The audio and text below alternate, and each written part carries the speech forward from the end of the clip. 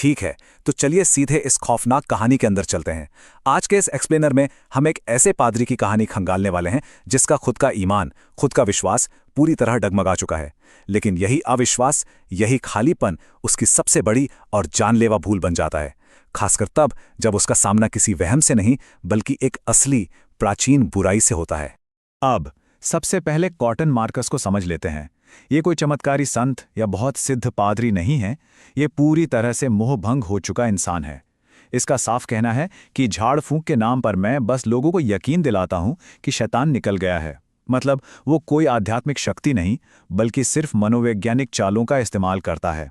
उसका मानना है कि ये सब सिर्फ दिमाग का खेल है, लोगों को विश्वास दिला दो और वो खुद ब खुद ठीक हो जाते हैं। सच कहूं तो ये एक बहुत ही सनकी लेकिन बेहद चतुर स्वीकारोक्ति है जो इस कहानी की असल नींव रखती है। अविश्वास से भरा पादरी।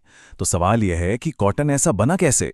इसके पीछे एक बहुत ही गहरा व्यक्तिगत दर्द है और यह समझना बहुत जरूरी है कि आखिर किस चीज ने दुनिया को देखने का उसका नजरिया ऐसे 180 डिग्री घुमा दिया। हुआ कुछ यूं था कि जब कॉटन का बेटा पैदा हुआ तो उसकी जान बहुत खतरे में थी। उस बेहद मुश्किल वक्त में कॉटन ने अनगिनत प्रार्थनाएं की, लेकिन ईश्वर ने उसे ठीक नहीं किया, बल्कि डॉक्टरों और विज्ञान की मदद से उसकी जान बची। बस इसी एक घटना ने कॉटन को अंदर तक तोड़ दिया। उसने ईश्वर और शैतान दोनों पर से अपना विश्वास पूरी तरह से खो दिया। उसकी जगह ले ली सिर्फ और सिर्फ विज्ञान और चिकित्सा ने। उसे यकीन हो गया कि अलौकिक शक्तियां या शैतान जैसी कोई चीज इस दुनिया में होती ही नहीं है।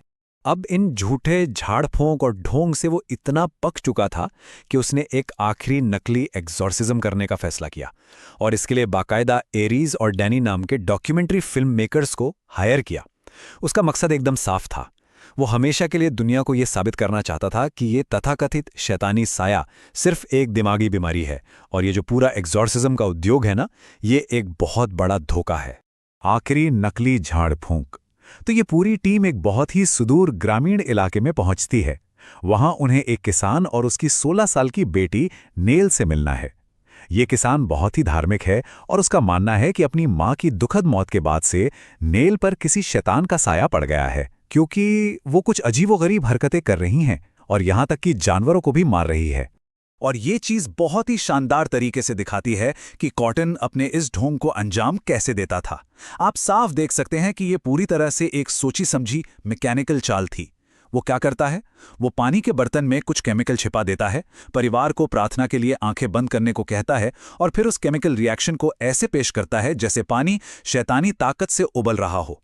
जरा सोचिए, ये उसके चरम अहंकार को दिखाता है कि वो लोगों की भावनाओं और डर के साथ कितनी आसानी से खेल सकता है।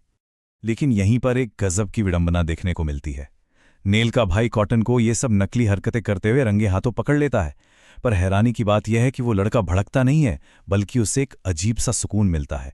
वो कॉटन से कहता है कि मुझे अब तुमसे कोई दिक्कत नहीं है, क्योंकि तुम एक नकली पादरी हो।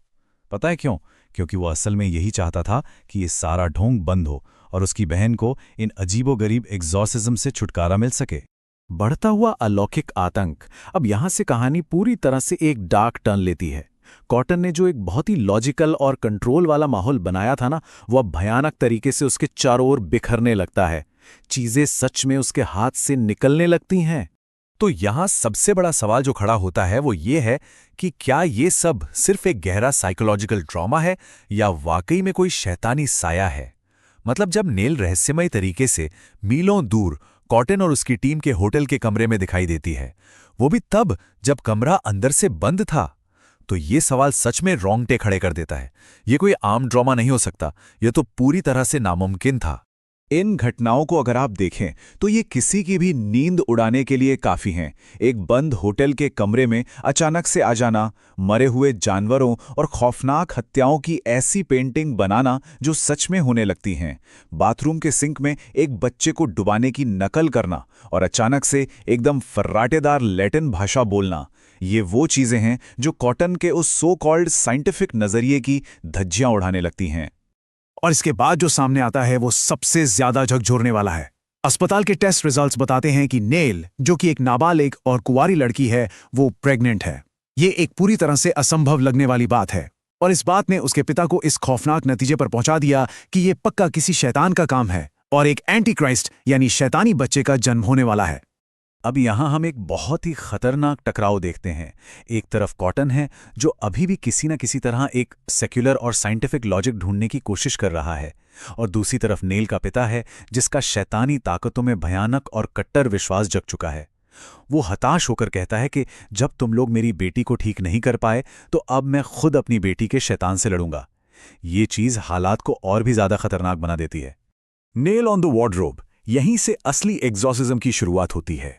ये वो खौफनाक पल है जब कॉटन कमरे में घुसता है और देखता है कि नेल किसी इंसान के लिए असंभव तरीके से एक ऊंचे वार्डरोब के बिल्कुल ऊपर दुबक कर बैठी है और जानवरों की तरह गुर्रा रही है। कॉटन के पास कोई चारा नहीं बचता। उसे मजबूरन सालों में पहली बार एक असली और सच्चा एग्जॉर्सिज्म करने की कोशिश करनी पड़ती है। अब इस सब के बीच जो बात सच में दिमाग घुमा देने वाली है वो ये है कि जब कॉटन उस शैतानी साय से उसका नाम पूछता है तो वो जवाब देता है एबलम। ये पल सच में रूह कपा देने वाला है। पूछे क्यों? क्योंकि ये ठीक वही मनगढ़ंत शैतानी नाम है जिसका इस्तेमाल कॉटन अपने पिछले सारे फर्जी एक्सॉर्सिज्म में किया करता था। मतलब हकीकत और कल्पना के बीच की लकीर यहां पूरी तरह से मिट चुकी थी। 10 सेकंड। कॉटन यहां एक ऐसी गलती कर बैठता है जो बहुत भारी पड़ने वाली थी।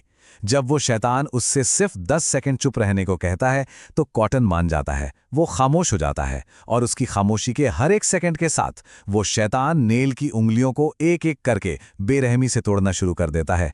ये साफ दिखाता है कि इस तरह की ताकतों के साथ कोई भी समझौता करना। अब इतनी खौफनाक चीजों के बावजूद कॉटन को एक पल के लिए लगता है कि शायद कोई नॉर्मल वजह होगी।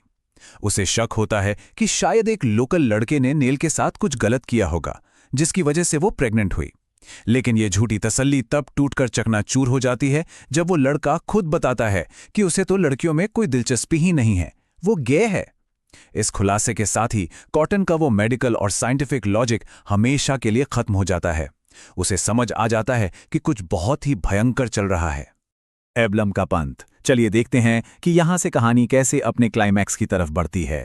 ये सच्चाई जानकर कॉटन जब घबराकर तेजी से वापस फार्म हाउस लौटता है तो देखता है कि पूरा घर वीरान पड़ा है।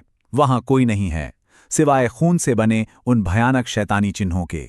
और यहीं पर इस कहानी का सबसे बड़ा और चौंकाने वाला सच सामने आता है। जंगल में जाने पर पता चलता है कि गांव का जो लोकल पादरी अब तक इतना मददगार लग रहा था ना, वो असल में एक शैतानी पंथ, एक सैटेनिक कल्ट का लीडर है। वो और गांव के कई लोग मिलकर उस घने जंगल में शैतान को खुश करने के लिए एक भयानक अनुष्ठान कर रहे हैं। आग के अंदर लाल शैतान का जन्म।